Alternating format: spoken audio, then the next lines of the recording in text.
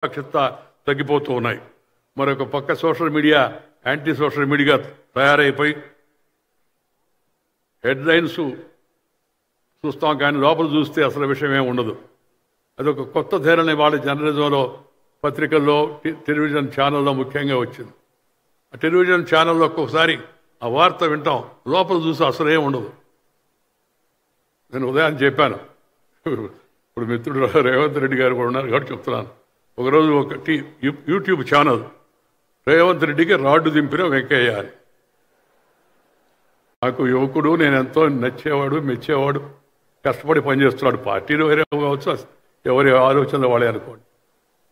ఏందా వార్త లోపల చూస్తే అదేమి లేదు. తెలుగులో మాట ఉంది, పైన పటారం లోన రొటారం అని చెప్పాను. This is the trend.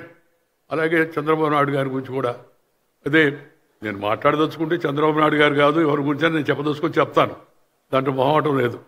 కానీ కార్యదక్షత, మంచిగా పనిచేస్తూ రాష్ట్ర అభివృద్ధి కోసం తపన పడుతున్న వ్యక్తికి ఏదైనా సూచనలు అందిస్తే దానికి వేరే హెడ్లైన్ పెట్టి, ఈ ట్రెండ్స్ కొత్తగా ఇవాళ పత్రికా రంగంలో మనం చూస్తూ ఉన్నాం. నేను కోరుకునేది ఏంటంటే వారి కుటుంబ సభ్యులు కిరణ్ కానీ, లేకపోతే శైలజ కానీ, విజయేశ్వరి కానీ, మనవాళ్ళు కానీ, మనవరాళ్ళు అందరూ కూడా ఆయన చూపించిన నిబద్ధత, కర్తవ్య దీక్ష, ఆ క్రమశిక్షణ, ఆ జనానికి జవాబుదారీతనం, దాన్ని అలాగే కొనసాగిస్తూ ముందుకు తీసుకెళ్లడమే ఆయనకు కుటుంబం అర్పించేటికి నివాళి. మనం కూడా ఆయన చూపిన మార్గంలో మనం కూడా ఎంతవరకు వీలైతే అంతవరకు ఉండడానికి ప్రయత్నం చేస్తే అదే వారికి నిజమైన నివాళి అవుతుందని చెప్పిన సందర్భంగా మనం చేస్తున్నాను. నేను వారసత్వం జనరల్గా నేను మామూలుగా చెబుతూ ఉంటాను, dynasty is nasty but unfortunately tasty to some people in politics అని. అది రాజకీయం గురించి చెప్పిన మాట. కానీ మంచి పని చేసేదానికి వారసత్వం అడ్డు కాకూడదు. నిజమైన రామోజీరావు గారి వారసత్వాన్ని అనుసరించి వాళ్ళ కుటుంబ సభ్యులు మంచిగా ముందుకు వెళ్ళాలని, తద్వారా ఆయన పేరును అలాగే నిలబెడుతూ ముందుకు వెళ్ళాలని చెప్పని నేను కోరుకుంటున్నాను. ఈ మహానిఘంటు ఒక మాట చెప్పి ముగిస్తాను. రామోజీరావు గారి దశాబ్దాల కళ అది. ఎప్పుడు రాత్రి వచ్చిన ఆలోచన కాదు, ఏదో తాత్కాలికంగా అనుకున్నది కాదు.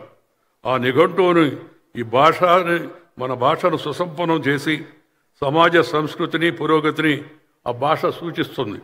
అలాంటి సమస్త రంగాల్లోనూ అమ్మ భాష వాడుకతో తెలుగు జాతి పరిపుష్టం కావాలని, అందుకు తెలుగు ఆధునిక విశ్వసనీయ నిఘంటువులను అందించాలని ఒక మహా నిఘంటువును నిర్మించి మన భాష యొక్క విశ్వరూపాన్ని చూపాలనేది ఆ రామోజీరావు గారి కళ. దశాబ్దాలుగా వారు దాని గురించి ఆలోచించారు. అది వాళ్ళు నెరవేరుతోంది.